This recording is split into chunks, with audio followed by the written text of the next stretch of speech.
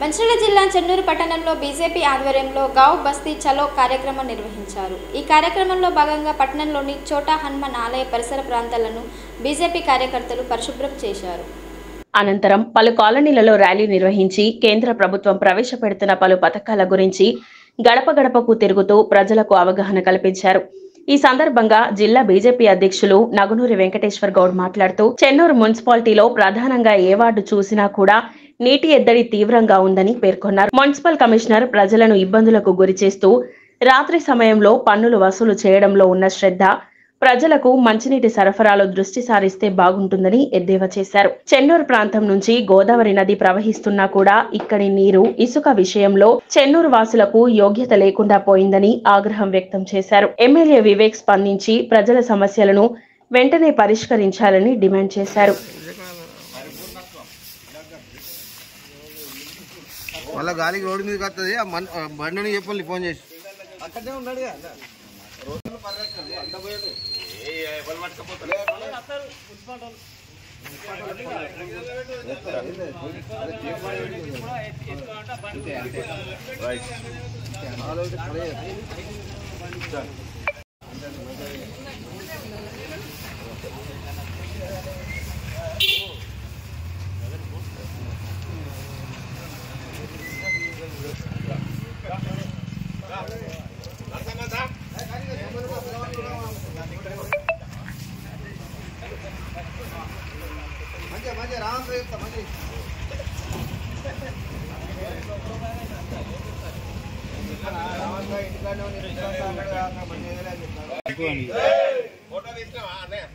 ఒక్క నిమిషం అక్కడ మరోసా పట్టండి.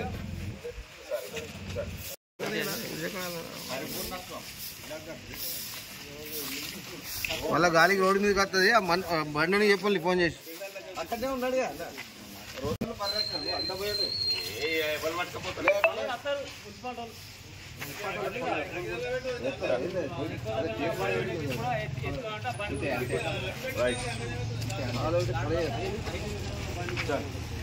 గుడ్డు ఇంటికా ఇక్కడనే తింటారా?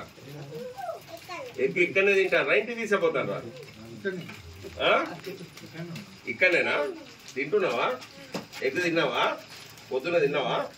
Okay, very good. ఏం చెప్తారు ఇక్కడ? ఏం చెప్తారు చెప్పండి మీరు. టీచర్ ఏం చెప్తుంది మీకు? ఏబిసిడీ చెప్తుందా? ఓకే, అందరికి వస్తాయి ఏబిసిడీలు?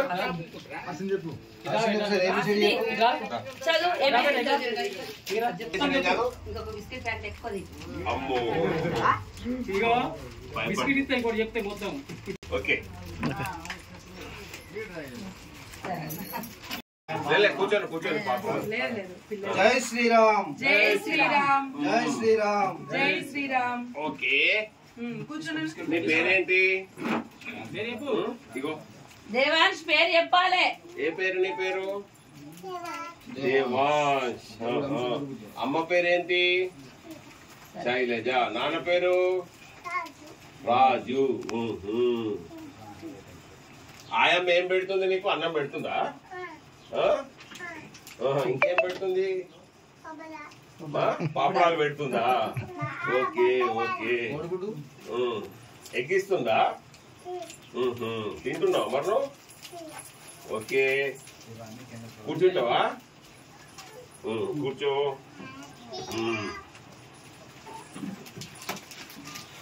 హాయ్, నీ పేరేంటి? ఇయాన్.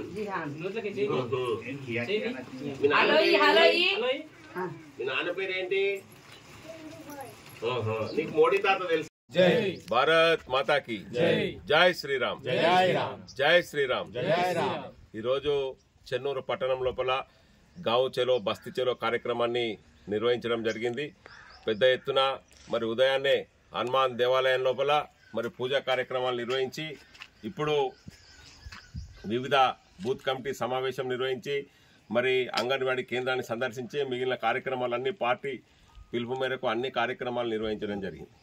కానీ ఈరోజు చెన్నూరు పట్టణం లోపల మున్సిపాలిటీ లోపల అనేక సమస్యలను కూడా ఇక్కడ మేము గుర్తించడం జరిగింది. చాలా మంది పబ్లిక్ చెప్తా ఉన్నారు, అనేకమైనటువంటి మంచినీళ్ళ సమస్యతోటి చాలా ఇబ్బంది పడతా ఉన్నారని చెప్తా ఉన్నారు. ఈరోజు మరి గత ప్రభుత్వం లోపల ఏదైతే కాంగ్రెస్ ప్రభుత్వం లోపల 4 కోట్ల వ్యయంతో నారాయణపురం దగ్గర నుండి గతం లోపల వినోద్ గారు మంత్రి ఉన్నప్పుడు నీళ్ల ప్రాజెక్టు ప్రారంభం చేసింది. ఆ ప్రాజెక్టు ఒక ఏడాది కూడా నడవలే. మళ్ళా కేసీఆర్ ప్రభుత్వం లోపల మిషన్ భగీరథ అన్నారు. మిషన్ భగీరథల ఒక్కరు కూడా మంచినీళ్ళు ఇదివరకు తాగలే. 11 కోట్ల రూపాయలు చెన్నూరు మున్సిపాలిటీకి ఉత్త గోదాట్లో పోసినట్టు అయినాయి. ఒక్కరోజు కూడా ఒక్క మనిషి కూడా ఒక బుక్కెడు నీళ్ళు తాగలే మిషన్ భగీరథ నీళ్లు. మరి మీరు ఇచ్చేటువంటి నీళ్లు ఇవాళ 1974లో ఎప్పుడో పెట్టినటువంటి వాటర్ ట్యాంకు వాగు నీళ్లు కొంతమందికి వస్తా ఉన్నాయి ఇప్పటికి కూడా చెన్నూరు మున్సిపాలిటీ లోపల. మళ్ళీ ఇవాళ మరి వివేక్ వెంకటస్వామి గారు అంటారు మళ్ళీ ట్యాంకులు కడతాం. ట్యాంకులు కట్టి ఏం చేస్తారు మీరు? ఎక్కడికెళ్ళి నీళ్ళు ఎత్తారు? కట్టేదాంతో ఇప్పుడు 12 టాకీలు ఉన్నాయి చెన్నూరులో. 12 టాకీలకి వెళ్ళి బుక్కెట్ నీళ్ళు ఎవరికన్నా ఇస్తారా? చెన్నూరు పట్టణం లోపల వాగునీళ్ళు ఎన్ని రోజులు వస్తాయి? మేలు అయితే బంద్ అయిపోతాయి వాగునీళ్ళు. వాగునీళ్ళు ఎవరికి వస్తానే? ఎంతమందికి వస్తాయి?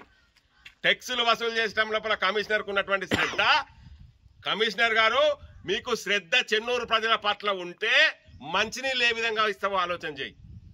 టెక్సులు రాత్రి 11-12 గంటలకు వసూలు చేసుడు కాదు. ఏం టెక్సులు ఇస్తారో టెక్సులు వసూలు చేయగానే సరిపోదు. కమిషనర్ గారు ముందుగా ఇన్ని టెక్సులు వసూలు చేస్తానో మున్సిపల్ ఆఫీస్కు గోడ లేదు, ముంగట ప్రహారీ గోడ లేదు. ఏం చేస్తారు మీరు? ఈ పైసలన్నీ ఎక్కడికి పోతా ఉన్నాయి? దయచేసి నేను ఈ యొక్క ప్రభుత్వానికి విజ్ఞప్తి చేస్తా ఉన్నా. చెన్నూరు పట్టణ ప్రజల దాహతి తీర్చాలంటే చెన్నూరు గోదావరి నుంచి నిలిస్తారా? మరి నారాయణపురం గోదావరి మళ్ళా పునరుద్ధరిస్తారా? కోట్లింగాల దగ్గర నుంచి పునరుద్ధరిస్తారా? ఏం చేస్తారో ఆలోచించి పర్మనెంట్, తాత్కాలికంగా కాదు, ఈ యొక్క చెన్నూరు పట్టణానికి ఈ జిల్లాలలో అందరికీ నీళ్లున్నాయి. ఒక చెన్నూరు పట్టణం వాళ్ళకి తాగేందుకు నీళ్ళు లేవు. సిగ్గు చెరవ అనిపిస్తా ఉన్నదని చెప్పి ఈ సందర్భంగా మనం చెప్తాం. మరి చెన్నూరు పట్టణం నుంచి, చెన్నూరు పరిసర ప్రాంతాల నుంచి రోజు 1000 ట్రాక్టర్ల 1000 లారీల ఇసుక హైదరాబాద్ పోతుందా, బొంబాయి పోతుందా, కలకత్తా పోతుందా మాకు తెలియదు. కానీ చెన్నూరులో ఉసుక రావాలంటే మాత్రం వాగుసుక వాడుకోవాలి. వాగుసుకతోటి ఇండ్లు బరాబర్ ఉంటలేవు. వాళ్ళ మట్టి పర్సెంటేజ్ ఎక్కువ వస్తూ ఉన్నది.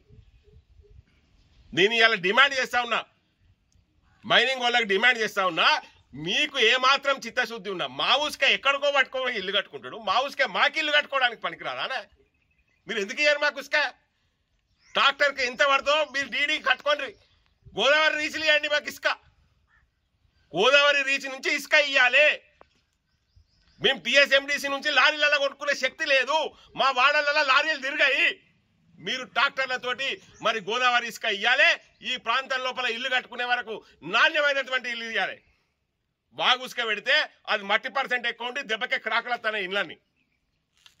దీని మీద పట్టించుకోవాల్సినటువంటి అవసరం లేదా? వివేక్ వెంకటస్వామి గారు, దయచేసి వివేక్ వెంకటస్వామి గారికి నేను విజ్ఞప్తి చేస్తా ఉన్నా, ఈ చెన్నూరు పట్టణంలో ఉన్నటువంటి మంచినీటి సమస్య పర్మనెంట్ గా తీర్చాలి.